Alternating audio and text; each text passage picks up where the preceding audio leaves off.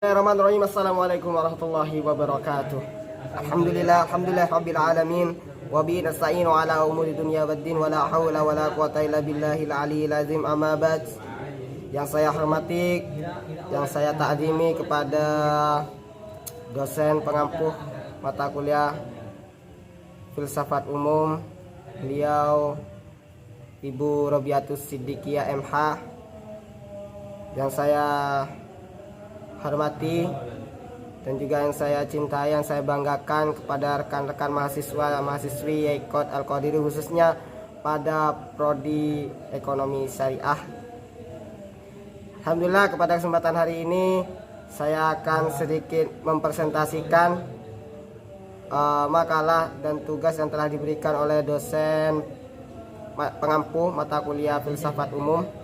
Dan kami dari kelompok 1, perkenalkan, nama saya sendiri Abu Syaiful Rizal dan rekan saya Abdi Fanani Ifal Wahyudi. Baik, di sini kami akan menjelaskan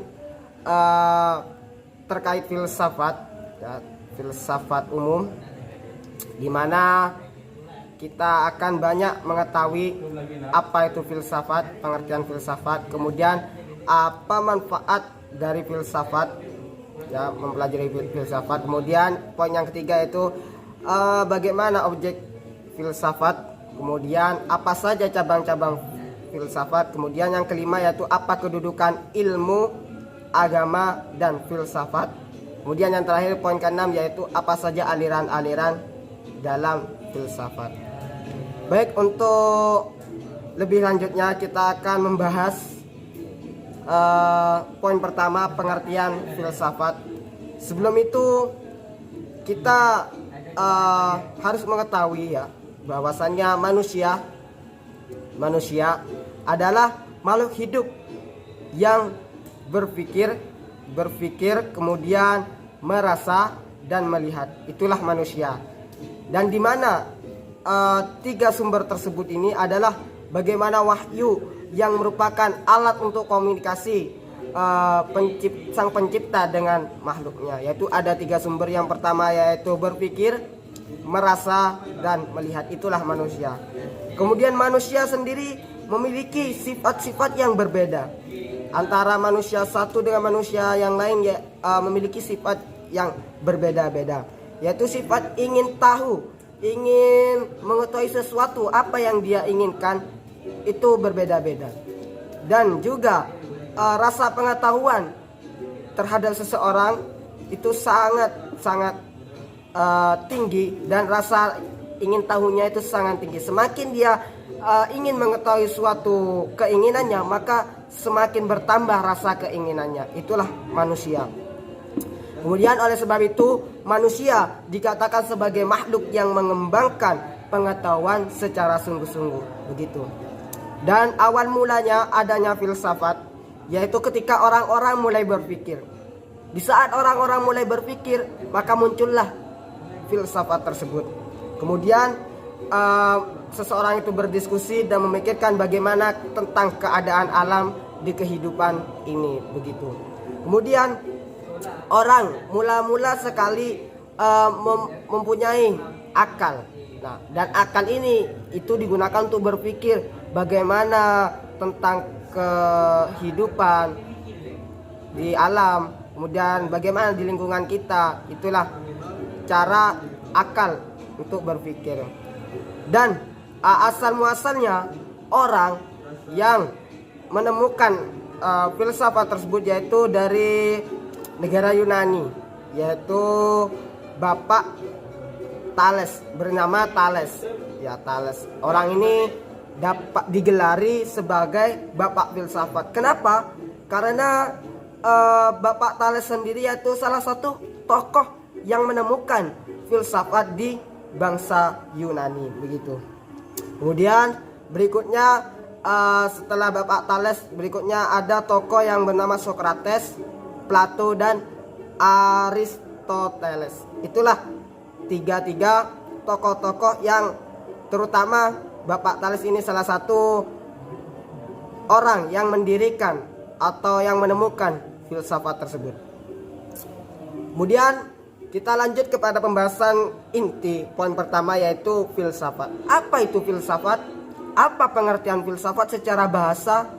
Apa pengertian filsafat secara istilah? Mari kita bahas. Yaitu filsafat secara etimologi berasal dari bahasa Yunani, yaitu philosophia, yang berarti terdiri dari dua kata. Yang pertama philo dan yang kedua sophia. Yang pertama kita akan ketahui philo, yang artinya apa? Cinta. Cinta dalam arti yang luas, yaitu ingin mencapai sesuatu yang diinginkan, begitu. Kemudian yang sophia artinya sendiri, yaitu kebijakan, dimana arti dari kebijakan tersebut pandai dalam arti sejenis pengetahuan yang berusaha bagaimana mencari sebab sedalam-dalamnya dari segala sesuatu yang dipikirkan. Jadi kalau digabung antara filosofia sendiri, yaitu cinta terhadap kebijakan, gitu. Kemudian apa? Plato menyatakan bahwa filsafat ialah pengetahuan yang mencapai kebenaran pertama. Seperti contoh adanya pohon. Bagaimana adanya pohon? Bagaimana adanya batang? Bagaimana mula muasalnya ada daun? Begitu. Dari berbagai keterangan banyak dikatakan bahwa filsafat sendiri adalah studi yang mempelajari seluruh fenomena di alam atau di dunia beserta isinya, begitu. Kemudian apa manfaat mempelajari filsafat tersebut? Apa manfaat filsafat sendiri? Yaitu sangat banyak untuk ada beberapa manfaat di dalamnya untuk mempelajari filsafat. Jadi filsafat sendiri ilmu yang mencoba untuk mencapai suatu pengetahuan yang dimana tentang kebenaran dengan sebenar-benarnya. Jadi filsafat itu bukan hanya berpikir, bukan hanya melihat, tapi bagaimana caranya mencari tentang kebenaran dengan sebenar-benarnya, begitu. Jadi adapun filsafat memiliki beberapa manfaat. Yang pertama yaitu dapat mendorong manusia agar berpikir agar menjadi lebih baik, begitu. Seperti contoh kita berpikir untuk lebih baik. Yang kedua, mengajarkan agar kita lebih mandiri, lebih berpikir untuk mandiri, begitu. Jadi kita harus berpikir kritis sebagai mahasiswa. Kemudian yang ketiga yaitu menggapai kebenaran terhadap suatu kebenaran. Yang keempat yaitu memahami diri sendiri, karakter diri kita sendiri dan di lingkungan kita sekitar, begitu. Kemudian yang kelima yaitu memahami bahwa sesuatu tidak selalu tampak seperti apa adanya. Jadi kita sangat penting dalam mempelajari filsafat, karena filsafat sendiri yaitu bukan hanya berpikir, kawan. Tidak hanya melihat, tetapi filsafat ini banyak sekali manfaat-manfaat yang kita bisa dapatkan pada pembelajaran filsafat sendiri. Salah satunya yang saya sebutkan barusan, ada 5, mungkin ada 5 poin yang dapat saya ambil dari manfaat-manfaat filsafat, begitu. Kemudian kita lanjut yang ketiga, yaitu objek filsafat. Apa saja objek-objek terhadap filsafat? Jadi filsafat di sini mempunyai sebuah objek, yaitu segala sesuatu yang ada dan mungkin tidak ada. Jadi antara ada dan tidak mungkin ada, begitu. Ada yang mana bisa diaplikasikan, seperti adanya Tuhan, kemudian adanya alam semesta, kemudian adanya pohon, adanya ranting dan hal sebagainya. Yang pertama objek material, yang kedua objek formal. Ada 2 objek. Objek yang pertama yaitu material, yaitu objek yang suatu penyelidikan atau pemikiran dan penelitian, seperti adanya pohon. Jadi kita seperti adanya pohon, kita teliti kenapa kok ada pohon. Nah, begitu.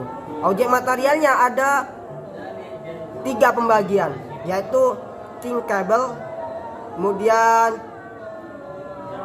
yaitu mengetahui dan merasakan dengan panca indera, dan kita banyak hal. Yang kedua yaitu untouchable, yaitu sesuatu yang pernah dipikirkan tetapi dipikirkan bahwa itu ada.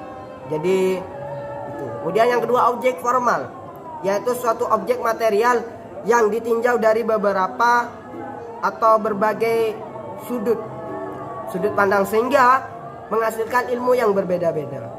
Gitu.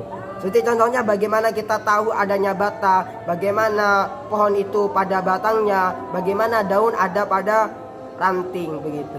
Jadi ada 2 objek yang terdapat dalam filsafat, yaitu yang pertama objek material, yang kedua yaitu objek formal. Begitu. Jadi itulah 3 poin yang dapat saya sampaikan terkait filsafat. Yang pertama pengertian filsafat, yang kedua tentang manfaat mempelajari filsafat sendiri, yang ketiga yaitu objek filsafat. Yang selanjutnya pada poin cabang-cabang filsafat dan seterusnya akan disampaikan oleh rekan saya selanjutnya, yaitu Abdi Panani Ivan Wahyudi. Mungkin sekian dari saya. Assalamualaikum warahmatullahi taala wabarakatuh.